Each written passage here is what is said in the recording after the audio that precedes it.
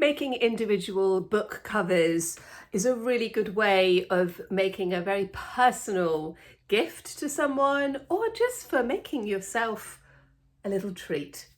Welcome to Friday Art with me, Kate Field, artist, teacher and speaker, and passionate about helping you find your creative spirit or develop it if you've already found it. Welcome back to those people who have been with me for a long time. I can't tell you how grateful I am to have you here and all your wonderful comments. And if you are new and this is the first time that you've popped into this channel, a huge welcome, and I really hope you enjoy the tutorial.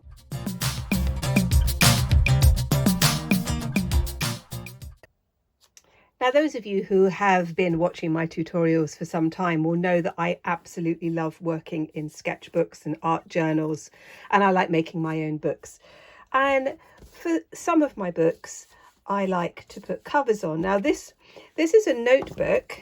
It's an old notebook. I say it's an old diary actually, and I've turned it into a notebook. It's very scrappy. And it's just a very kind of boring old notebook really, but it's got a nice hardback cover to it, and I didn't want to throw it away because there were still pages left, and I thought, now I'm going to do something just to make it a little bit better. I also wanted to have a little pocket on it so that I could put my pen in, because it's, it's good. These are so easy to make, and this one is a similar one. This is a sketchbook that I've just put in some sugar paper that I'm going to be working on. I haven't done very much in this yet. It's a book that I just kind of keep coming back to when I'm working with oils in particular, but the process is exactly the same. The covers can be removed and you can decorate them however you wish. Now, this one I've done hand-dyed fabrics and then some reverse applique and some beading. This one was, I just found some really gorgeous fabric really, and I put some sort of quilted stuff to make it a bit padded. It's just really dirty just looking at it. I think I will just pop that one into the washing machine. And then, as I said, I made a little pocket. Now, I am going to show you how to make these covers. They are so simple to make. They're very straightforward. And I'm going to use the bit of weaving that I did in last week's tutorial on making little weaves like this. And I'm going to use this as the kind of the front piece on the book cover. So I'm going to show you how I put the book cover together and then how I put that one on the top. Now, the lovely thing about this technique and this process is that you can use it for any size book at all. So I recently bought myself a rather nice blank book, sketchbook here. The cover's quite nice, but I'm thinking this will be a good demonstration of what I mean. Now, I am going to be using an old jumper. Now, this is actually cashmere, and I picked it up from a charity shop, and I think somebody must have put it into a hot wash and it's just shrunk, which is what happens with cashmere. Now, the fabric you can use anything. So I will quite often use an old tea towel, or a tea towel that I found again in a thrift shop or the pound shop or something, because I like the fabric. But you can use anything that has a bit of substance to it, not too flimsy. You can always add flimsy things to the top, but you need to have something that is a bit thicker. And I like to use old jumpers actually for all sorts of things. I think you have that lovely kind of textured feel. So I'm just tidying it up a bit, and then what I'm going to do, using my fabric scissors, I know that this is going to be the right width. if I double it up, which is what I'm going to do. And so I'm now just going to cut it here so that I've got something to work with. I will use these bits later for something else. So I'm just going to open it up. There's the label there. Let's just take that out. And I'm just going to open up the fabric completely. But again, you don't have to measure anything because your book cover just needs to be the size of your book. So that's going to be dependent on your book. Let's just put it like this. So I've had to move my studio around a little bit. I don't have a very big studio, and where I usually do my sort of painting and drawing, I need to have access to my sewing machine. Now, you don't have to have a sewing machine to do this. You can hand sew it because there's not much sewing. It's just quicker, isn't it? Sorry about the clanging. Quite sure what's that clanging together. Now we're going to open up the book because we want it to be the double width of the book plus the spine, and this is quite a fat book, so I am going to need to expand this. I'm just going to move that up just a little bit like that,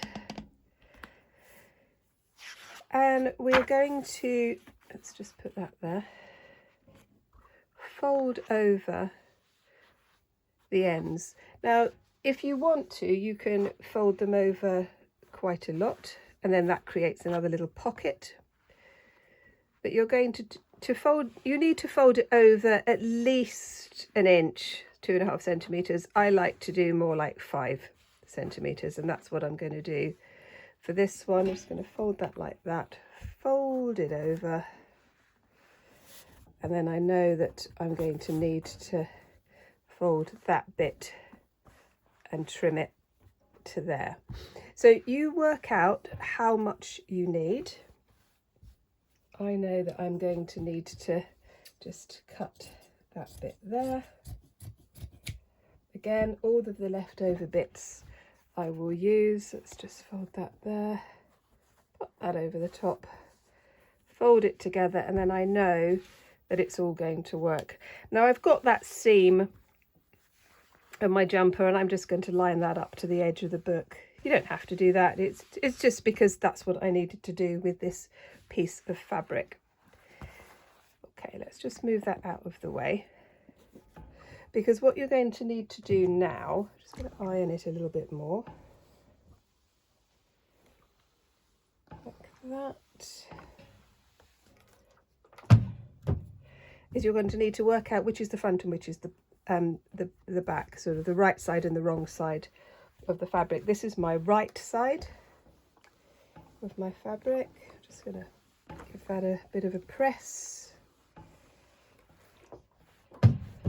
and then I'm going to work out which bit is up and which bit is down. So my book is going to be here. I'm going to put the line of the seam there. So this is the space, just folding it over like that.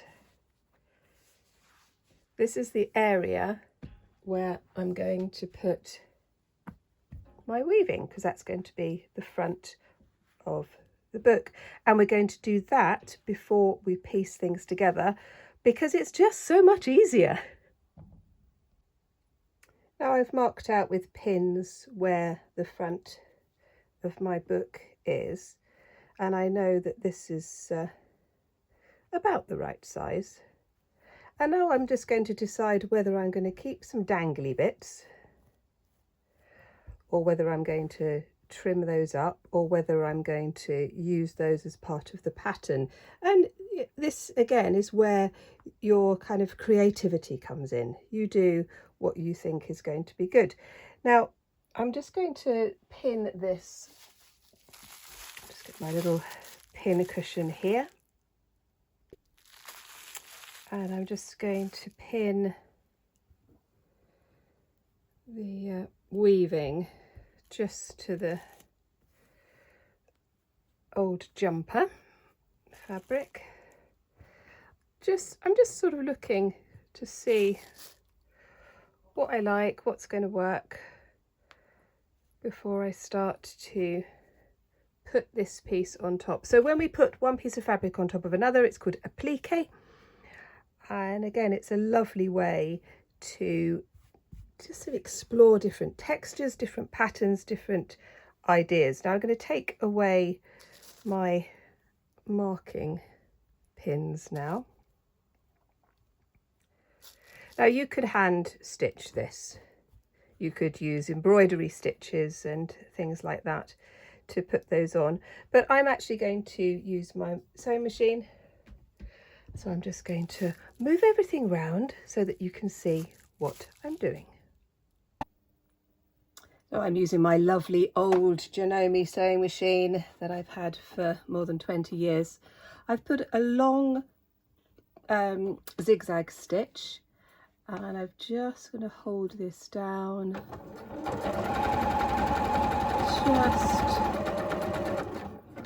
guiding these bits. I've decided to leave these longer pieces for the moment. Just bringing that in, taking these pins out. Now you could hand stitch this, you know, just put some tacks in it and things like that to hold it down. I'm just being a bit lazy. I'm just going to turn that around like this. I'm using a kind of a khaki green stitch. Just need to be a little bit careful as we're going over this bit. But that's okay, it might get caught up in the foot. Just need to ease that out a little bit.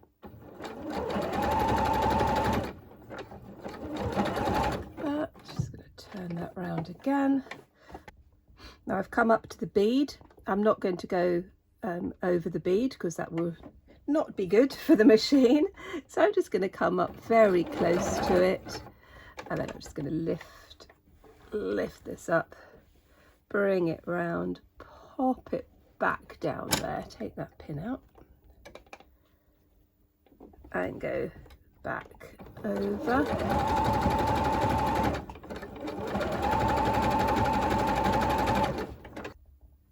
Now these are the side dangly bits, and I've decided that I like them. I'm going to keep them, but I want to stitch them to the fabric. And again, I'm just using a zigzag.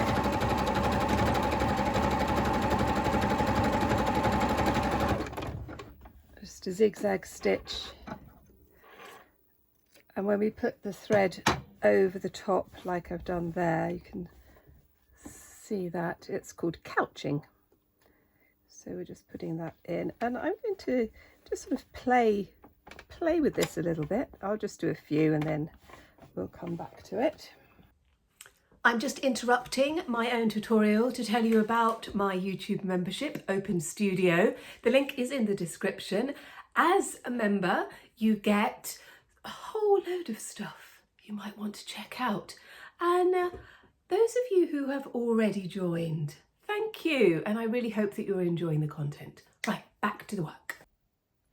Now, I absolutely love vintage fabrics, and one of my students in one of my classes, I teach a class in Axminster, near to where I live, and she was sorting out a whole load of stuff from her attic and found this piece of fabric. Well, it was a dress from her travels.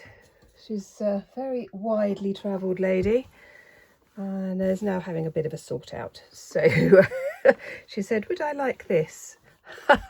Oh yes, yes please. So this is going to be the cover of my book. Now this is quite thin fabric, so we're going to need to be a little bit more careful with this, and I might put a lining in it, but I won't for the moment because the lining is exactly the same principle as the front bit, so you can work that one out for yourself, I'm sure.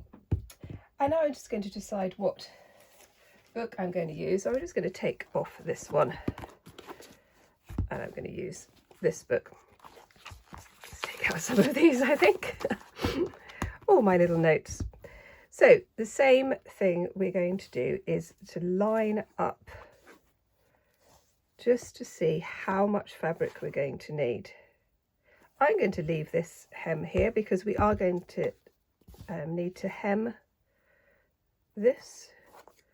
We need to have a bit coming across there, and this will lend itself to a pocket, I think. So we're going to put in a pocket. So I'm going to cut this to the size of my book. So you're going to open your book out, give yourself some space, get it over like this. You only need about 1 inch at the top and the bottom. So I've cut it to the right dimensions, and what I'm going to do now is just going to turn the ends. So this is the bit that will show on the inside of the covers. So we just need to make those neat. There we go. Just going to do those as well. I shall do that all the way around. Just holding it down like that, and I'll go all the way around. So I've just done long stitch all the way around like that. It's not going to matter which is the front and which is the back on this one, although I might put a pocket on it later. But we're going to do exactly the same thing that we did on the last one, and that's, let me just straighten that bit up a bit. Just pop that, slide that one over there like that, lift that up just so that we can kind of see where we are, folding that, and then I know that that is going, it's all going to work. And you can just use your finger to press it down, you know, which is quite often what I will do. And then what we need to do is to work out where the top and the bottom is. Now we need to make sure, oh, let's just take the book out, that we're working on the right side, because we're going to put right sides together to stitch. Just open the book out again. There we go. I think that's going to work really well. Just put that little pin in there, and that is the corner that we're going to stitch. Hold it down this way. Ooh, put a pin in there. Let's take the book out. So the pins are going to go either side of the book. Same on this side. So let's just pop that one in like this. They're going to be the same on both sides, so we can just sort of use our ruler and then put in another pin in there. And that one's gone a little bit wonky, but I can see where that was going. In there. Let's line that one up. Oh, I can't see that. And just that one in there. Like that. And then those 4 bits, oh, there we go, 1, 2, 3, 4 are going to be stitched. I'm just going to line that bit up again. It's just moved a bit wonky while I was adjusting the camera, I think. There we go, I'm going to pop that in there. So I'm just going to do stitches there, and again you can hand stitch it because it's really easy. I've stitched all of those like that, and I'm now just going to take the corners off just to reduce some of that bulk, because you're not going to see those bits. It's just bit there. That one's not too bad. Anything that's going to be kind of a bit bulky, or you want to remove. So just sort of take that bit out as well. There we go. Take that one. Okay. So we're now going to turn it round like this, and because this isn't as bulky as using the jumper, it will have a slightly different feel to it. There we go. Just turning it around like that. Just hook into the corners. There we go. So I hope you've got lots of ideas and what you want to do with your book cover. It's just, this technique can be really used in so many ways. Let's do that like that. So I'm just going to tidy up these ends here, just like that. Just tuck those in, and then I'm just going to pop my book, just slide it in like that, turn that round, flop that down, and tuck that one in. There we are.